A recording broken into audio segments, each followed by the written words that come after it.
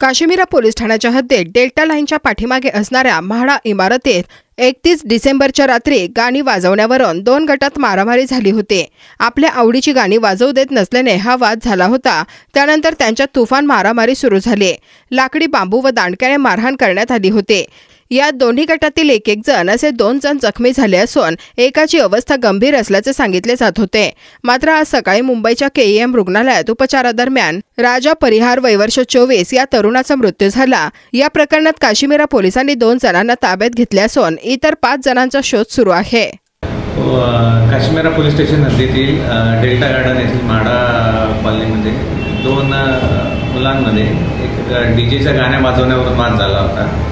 त्यावरून तिथे थोड्या मारामारी झाली आणि त्यात 2 इसम जखमी आहेत। दोघांवरही उपचार चालू आहे। सर, या प्रकरणात कोणाला ताब्यात घेण्यात आलेला आहे का काय? सध्या 2 आरोपी आपण ताब्यात घेतले आहे आणि पुढील आरोपींचा शोध सुरू आहे। सर, जे जखमी आहे त्यांच्यावर उपचार कुठे चालू आहे आणि त्यांची परिस्थिती कशी आहे?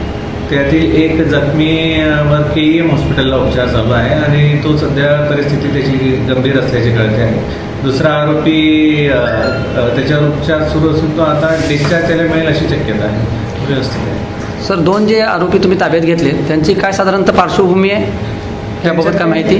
त्याच्यात पार्श्वभूमी अजून काही निष्पन्न झाली नाही आहे, त्याबाबत तपास सुरू आहे।